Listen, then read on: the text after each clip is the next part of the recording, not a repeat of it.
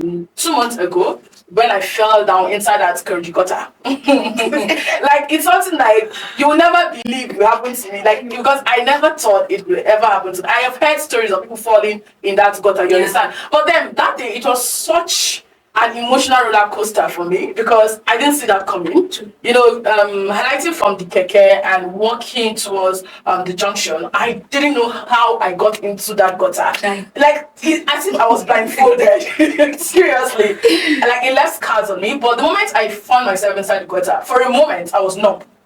You know, not like denial. Yes. Yeah, I was like, am I really inside? Is it me? Is it me in this gutter? Like, I was in a denial stage, and I was numb for a moment. People were actually trying to talk, but my mind wasn't really there. Yeah. And for a moment, I stood calm inside that place, and after a few seconds, or probably a minute or so, I then stood up. I stood up, I was still looking at the gutter, like, this couldn't be me. Like, no, it's never me. And, you know, denial will come, you know, anxiety will come, PTSD will follow. So, you know, people react in certain ways, and the aftermath of trauma is really, really terrible. That when you pass across that particular place tomorrow, you start feeling anxious, you know, and you start feeling the kind of way. You can even begin to avoid that. Yes, because of that. I remember when I had an accident too, you know, I fell on bike and it was a dog that ran through. And whenever I'm on bike and I see a dog, even if the dog is not running, I still have that, you know, that traumatic.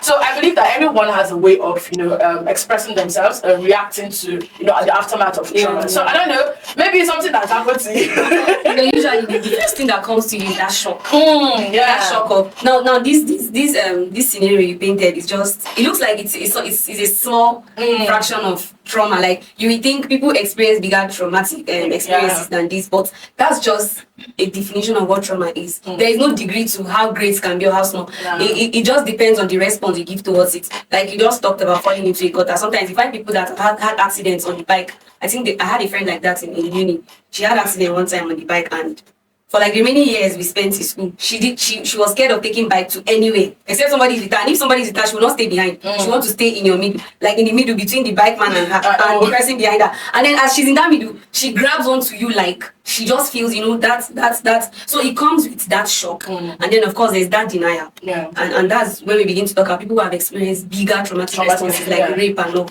That's why you find people hardly being able to talk about it because they are in denial of what has happened, and they're thinking of the stigma it will come with after talking about things like that. But then one of the things we'll be saying in this discussion is how that is really important for you to speak out.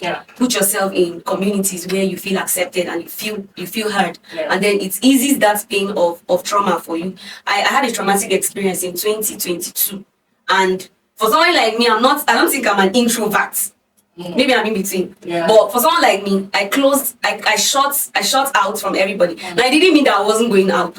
Like, you would see me out and I'll act like everything's okay, but deep within I knew I shut out from people. I think it took me a couple of time before I didn't even go to church for months. I didn't go to church for months because I wanted to recover from that experience.